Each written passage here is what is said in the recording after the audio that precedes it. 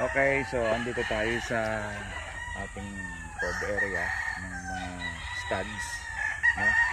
Ito, bagong tali, yung mga 1 week na. Pero nag-check tayo weekly kung may sipon o kung anong diferensya niya, no? Lalo na ito, nag-develop yung mga muscles nito at saka yung mga bones nila. So, papansin-pansin na merong puti dito. So ibig sabihin pinuputak ito o pinupugaran ito o kinakagat ito ng lamok at saka yung niknik, no? Masakit kumagat, kaya yan nakita nyo. So itong manok na ito, malamang sa malamang ito'y puyat ng puyat gabi-gabi. So lalagyan natin ng pangontra. Actually pwede yung red coat, grabe naman yung red coat ngayon, nagmahal lang, hirap ang bili.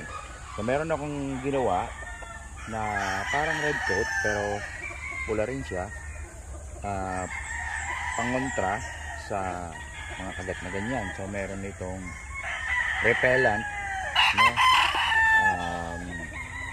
Available to sa poultry supply natin. Sariling formulation ko ito. May repellent ito, hindi lang siya repellent, ano siya, gagamutin pa niya yan, mawawala yan, tapos hindi pa makakalapit yung mga lamok at niknik, no? So simpleng-simple lang to,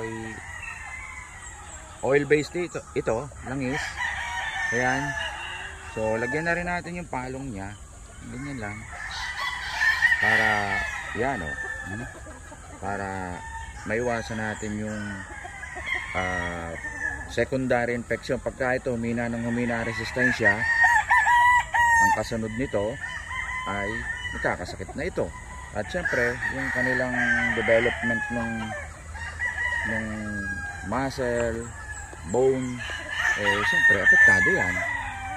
Kasi stress yung manok, kasi puyat ng puyat tao man, di ba? Pag puyat ng puyat, tsaka usually apektado yung pagtaba nila. Nakita mo, lakas naman kumain, napurga naman, pero ayaw tumaba. At saka yung iba nga namumutla, buti ito makulit. Ibig sabihin malakas yung resistensya ng manok na to. So yan, ganyan lang kasimple. Kung may makita kayong mga kagat-kagat din dito sa paa, ayan, nilalagyan din yan. So para yung kabila. At kung may mga pagkakataon din na yan, kagaya nito, nabasag ang tide nito, siguro naitali ng hindi pa sanay na sanay, naghila. Ayan, so yan, lagyan yan. At ang manok na yan, makikita nyo bukas lang, lakas ng kumain, yung sigla niya. At lahat ng mga problema niya sa gabi, lalo na nga yung puyat, ay naiiwasan natin.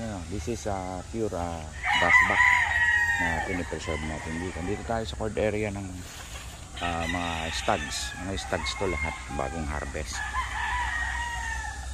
Okay? So, ganyan lang po kasimple para maiwasan natin yung mga disgrasya sa ating manukan.